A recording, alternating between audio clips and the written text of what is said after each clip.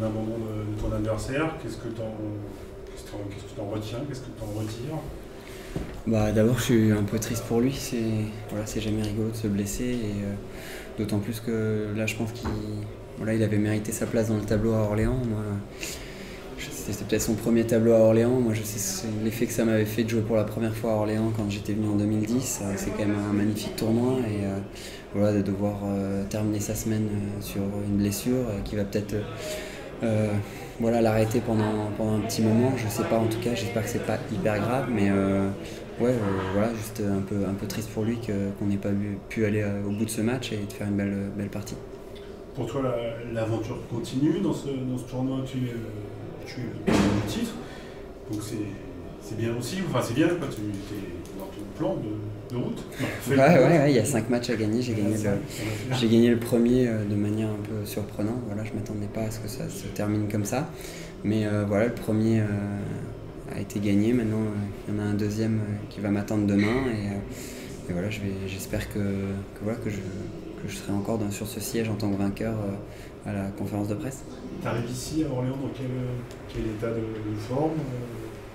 L'année a été intense. Le dernier mois a été intense aussi, dans le bon sens, parce qu'on a gagné 2 titres avec Nicolas et on s'est qualifié pour la finale avec l'équipe de France à Lille.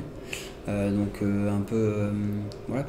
un peu émoussé, un peu fatigué, mais j'ai des objectifs sur cette fin de saison et j'ai pas beaucoup joué de simple depuis 1 mois et demi, donc je vais être content de pouvoir jouer et surtout éventuellement de pouvoir enchaîner des victoires. Ça serait vraiment bien.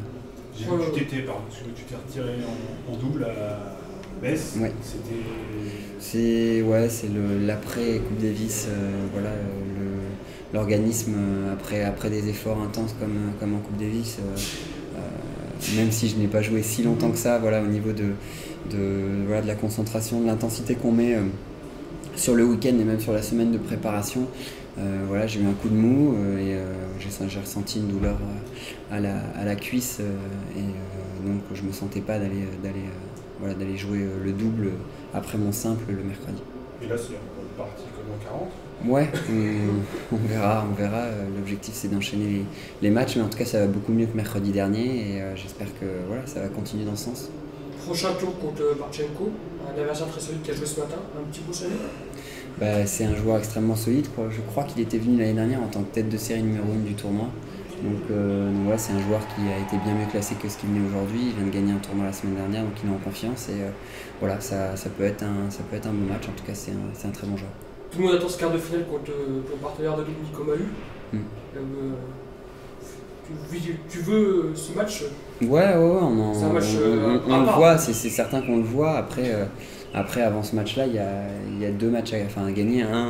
Nicolas doit battre Berankis et moi je dois battre Marchenko. C'est pas des tours faciles, donc voilà. Si déjà nous on se retrouve en quart de finale, on sera tous les deux très contents et après c'est sûr que ça peut être un match rigolo.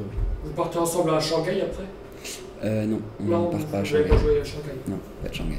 D'accord. Voilà. Merci. Merci.